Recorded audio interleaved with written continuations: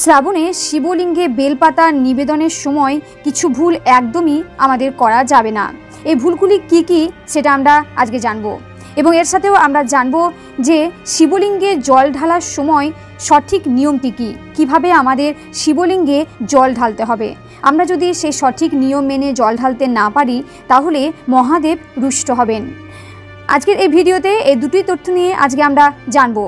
নমস্কার সুধী ভক্তবৃন্দ, আমার ধর্মকথা চ্যানেলে আপনাদের সকলকে জানাই স্বাগত। শ্রাবণ মাস হচ্ছে মহাদেবের মাস।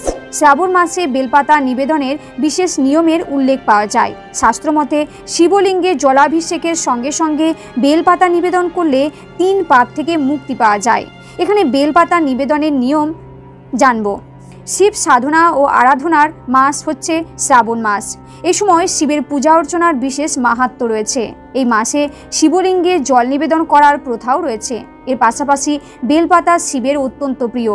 জল নিবেদনের পাশাপাশি বেলপাতা অর্পণ করলে মহাদেব নিজের ভক্তদের সমস্ত মনস্কামনা পূরণ করেন। সাধারণত 3 পাতা বিশিষ্ট বেলপাতা পাওয়া যায়, কিন্তু 5 বা 7 পাতা বিশিষ্ট বিল্বপত্র আরও শুভ।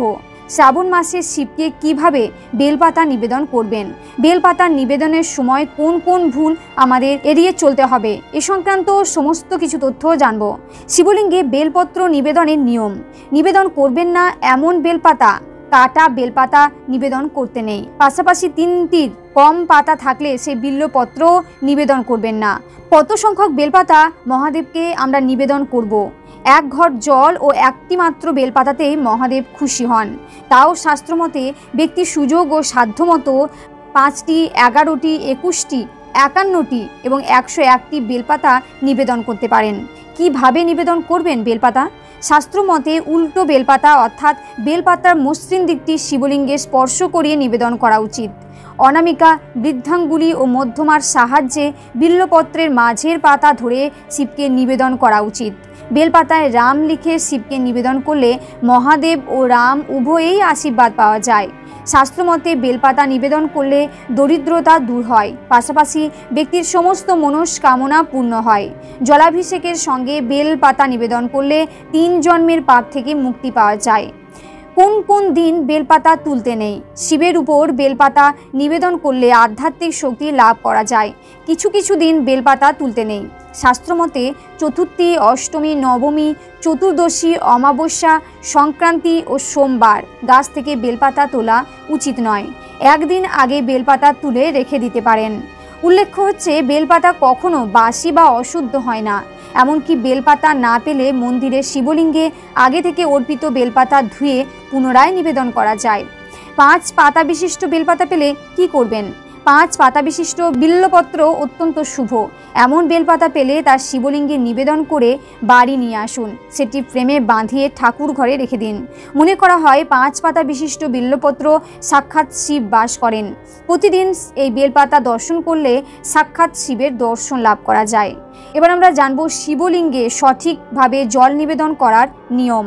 মহাদেবের পুজো করার জন্য শিবলিঙ্গে আমরা জল ঢেলে থাকি, কিন্তু শিবলিঙ্গে জল ঢালার নির্দিষ্ট বিধান রয়েছে। সেই নিয়ম মেনে জল না ঢাললে তুষ্ট হওয়ার পরিবর্তে উল্টে রেগে যেতে পারেন মহাদেব।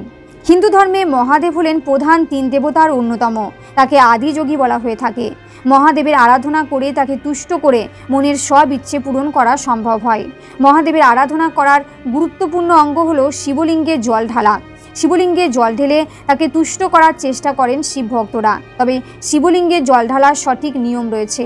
সেই নিয়ম না মেনে শিবলিঙ্গে জল দিলে তাতে অত্যন্ত রুষ্ট হয়ে যেতে পারেন মহাদেব। জেনে নেব শিবলিঙ্গে জল ঢালার জন্য কোন কোন নিয়ম আপনাকে মানতেই হবে। শিবলিঙ্গে জল ঢালার সময় কখনোই পূর্ব দিকে মুখ করে বসবেন না।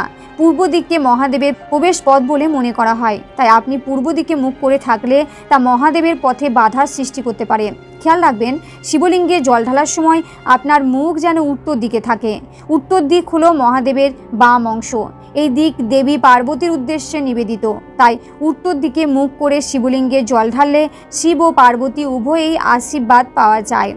তামার কলস থেকে শিবলিঙ্গে জল ঢালাই সবচেয়ে ভালো, তবে রূপো বা ব্রোঞ্জের পাত্র থেকেও শিবলিঙ্গে জল ঢালতে পারেন। ভুলেও স্টিল বা প্লাস্টিকের পাত্র থেকে শিবলিঙ্গে জল ঢালবেন না। আবার তামার পাত্রে জল ও দুধ একসঙ্গে মিশিয়ে শিবলিঙ্গে ঢালাও অশুভ বলে মনে করা হয়। দাঁড়িয়ে দাঁড়িয়ে ভুলেও শিবলিঙ্গে জল ঢালবেন না।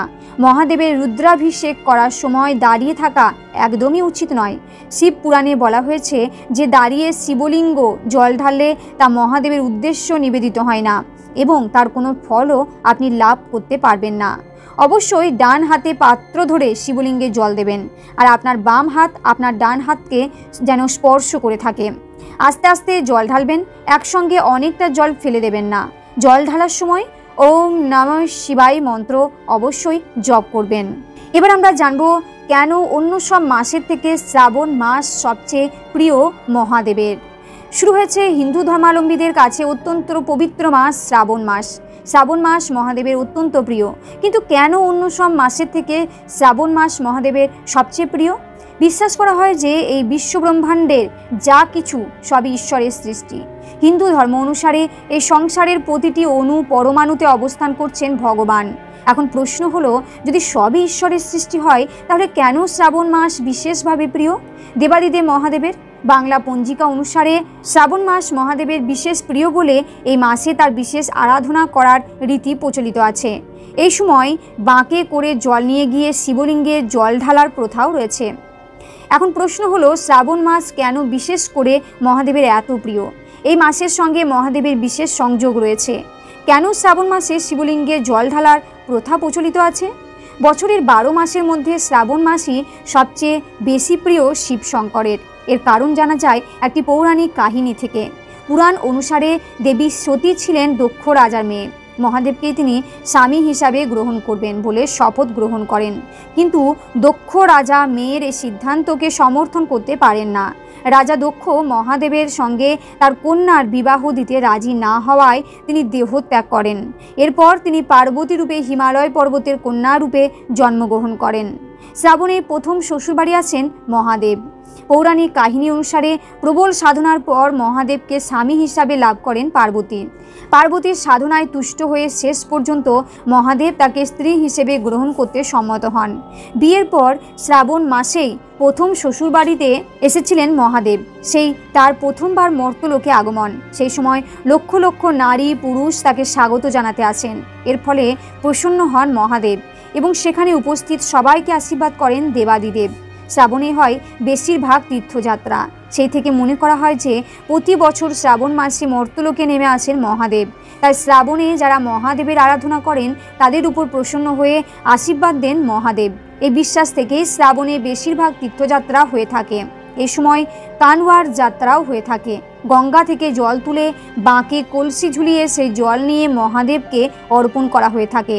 কানওয়ার যাত্রীদের সেবা করার জন্য ভান্ডারার আয়োজন করে থাকেন অনেকে। এভাবেও মহাদেবের আশীর্বাদ পাওয়া যায় বলে প্রচলিত বিশ্বাস। এই ভিডিওটি এখানেই শেষ হলো। যদি এই ভিডিওটি দেখে আপনাদের ভালো লাগে তাহলে অবশ্যই একটা লাইক করবেন এবং কমেন্টে লিখবেন হর হর মহাদেব, এবং চ্যানেলে নতুন হয়ে থাকলে চ্যানেলটিকে সাবস্ক্রাইব করে পাশে থাকবেন। সকলেই ভালো থাকুন, সুস্থ থাকুন। নমস্কার।